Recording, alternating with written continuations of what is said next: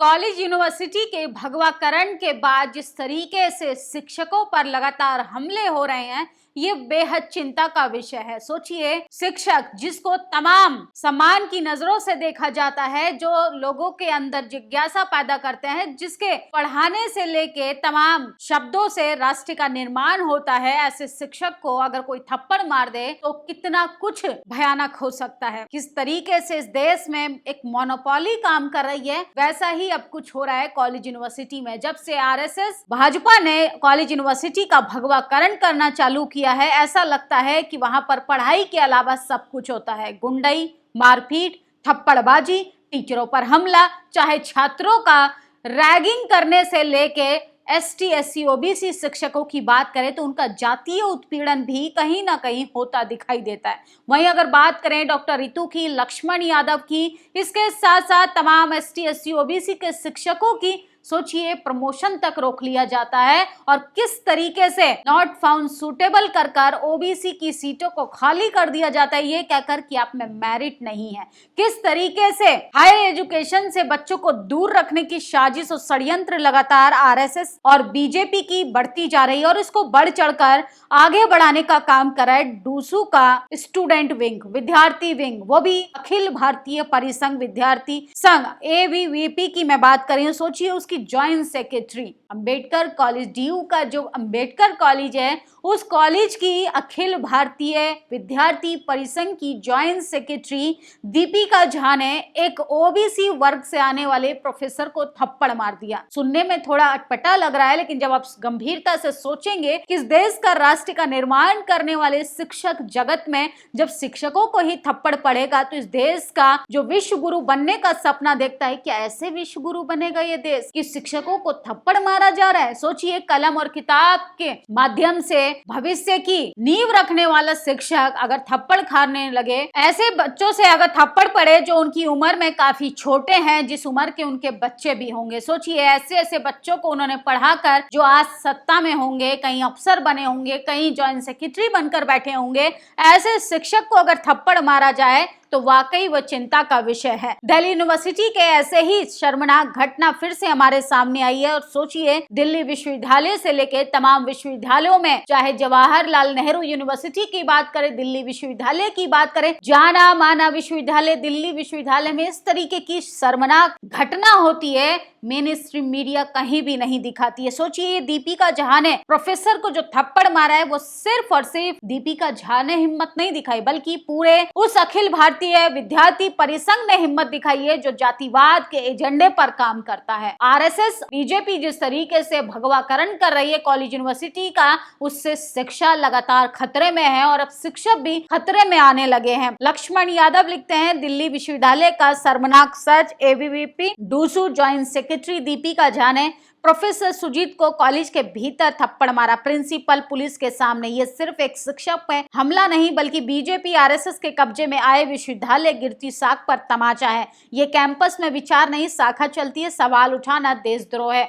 RSS के north campus के अंदर आरएसएस की शाखा लगाई जाती है। किस तरीके से भगवाकरण किया जा रहा है। और सोचिए, जहां पर तर्क वितर्क विज्ञान पर बात होनी चाहिए, जहां पर विचार विमर्श होना चाहिए, वहां पर हाफ चड्डी पहनकर शाखा लगाई जाती हैं और सही बात पूछने वाले को देशद्रोही बता दिया जाता है। इस देश की बर्बादी में आरएसएस का जितना बड़ा योगदान है, किसी भी संगठन का नहीं है। मैं नहीं कह रही, तमाम लोग प्रतिक्रियाएं देते रहते हैं। सोचिए, दीपिका झा ने एक चैनल को बाइट देने के दौरान कहा कि उन्होंने शराब पी हुई थी, इसलिए उन्होंने थप्पड़ मार दिया। मतलब कानून भी अब अपने हाथों में लेंगी। किस तरीके से गुंडई लगातार चरम सीमा पर है। डूटा ने लगातार प्रदर्शन किया है और तमाम शिक्षकों ने, सोचिए, इसके खिलाफ लगातार अनशन पर बैठे हैं। ना तो जेएनयू की कोमल शर्मा पर कार्रवाई होगी और ना ही डीयू की दीपिका झा पर, क्योंकि ये दोनों ही बीजेपी आरएसएस की आंखों के तारे हैं, अखिल भारतीय परिसंघ की सदस्य हैं। दिल्ली पुलिस पर लानत है। न्यूज चैनल को इंटरव्यू के दौरान देती है दीपिका झा, सोचिए, इंटरव्यू बीच में छोड़कर भाग गई। और दिल्ली विश्वविद्यालय की तस्वीरें देखते जाइए, किस तरीके से बीजेपी की शाखा लगाई जाती है।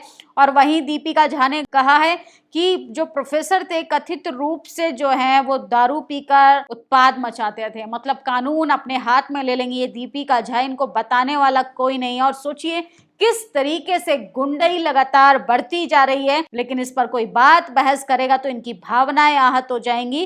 किस तरीके से इस देश में शिक्षा का मजाक बनाया जा रहा है, कैसे इस देश में टीचरों को पीटने का काम किया जा रहा है, किस हिसाब से इस देश को चलाने की कोशिश की जा रही है। दिल्ली विश्वविद्यालय के अंबेडकर कॉलेज में जिस तरीके से एबीवीपी के गुंडे, एबीवीपी के जॉइंट सेक्रेटरी ने जिस प्रकार से एक शिक्षक को थप्पड़ मारा है, दिल्ली पुलिस के संरक्षण में ये घटना ये सिद्ध करती है, ये सब मिलकर विश्वविद्यालय का अपमान करने का कृत्य कर रहे हैं। इस प्रकार की घटना मानसिक सिर्फ इन संघी विचारधाराओं के धनी फर्जी फरीसद के लोग ही कर सकते हैं। कृपया दिल्ली पुलिस, दिल्ली विश्वविद्यालय संज्ञान ले। अगर दिल्ली विश्वविद्यालय प्रशासन नहीं करेगा तो एनएसयूआई सबसे बड़ा प्रदर्शन करेगा। तो ये रौनक खत्री हैं एनएसयूआई के प्रेसिडेंट। सोचिए इन्होंने क्या कहा, सुनिए एक बार। हाल ही में चुनी गई elected joint secretary doctor Bhimrao Ambedkar college में जाकर एक प्रोफेसर के ऊपर थप्पड़ मारती है। बीवीपी आज स्पष्ट करती है वो अनपढ़ बदमाश विज्ञापन परिषद। क्या आपको इतनी भी शर्म नहीं है? आपके पिता की उम्र की वो प्रोफेसर है, 30 साल से ज्यादा उन्हें नौकरी करते हुए हो गई है।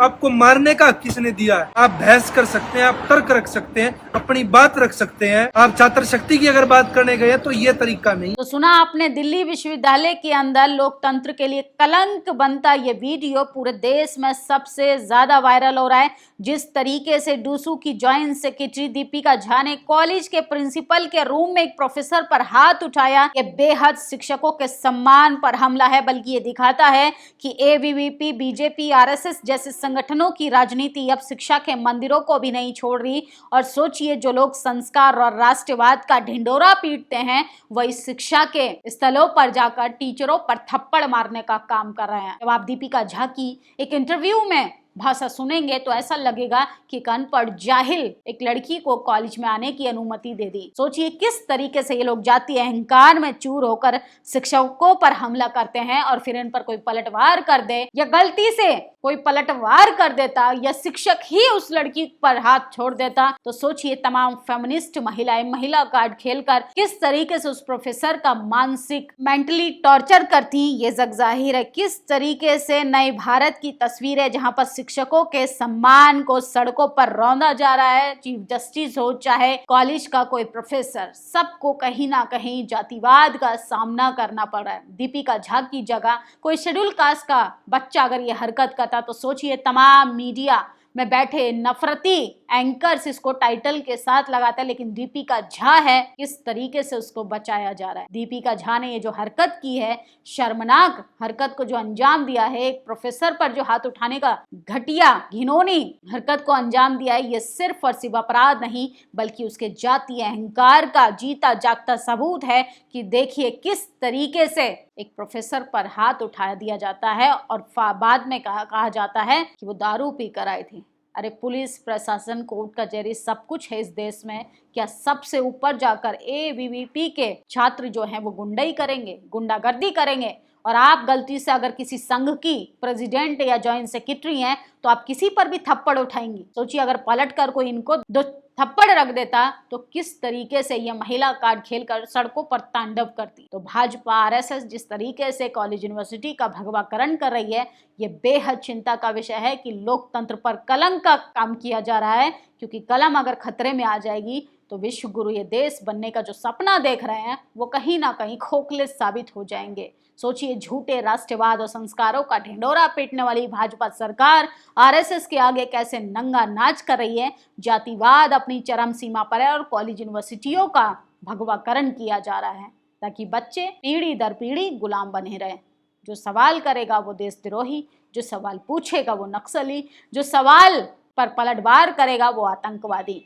इस देश में सिर्फ और सिर्फ आरएसएस, बीजेपी और तमाम इनके नफरती गुर्गे किस तरीके से गुंडाई कर रहे हैं, नए कानून को मान रहे हैं, नए संविधान को मान रहे हैं और लोकतंत्र पर जिस तरीके से कलंक लगाने का काम किया जा रहा है, कानून को इसका जवाब जरूर देना चाहिए। आप लोगों की क्या प्रतिक्रिया है कमेंट बॉक्स में जरूर बताइएगा। शुक्रिया। नेशनल दस्तक की आपसे गुजारिश है कि अगर इसको बचाना चाहते हैं तो नेशनल दस्तक को सब्सक्राइब करने के लिए रेड कलर के सब्सक्राइब बटन को दबाएं, फिर बेल आइकन की घंटी दबाएं।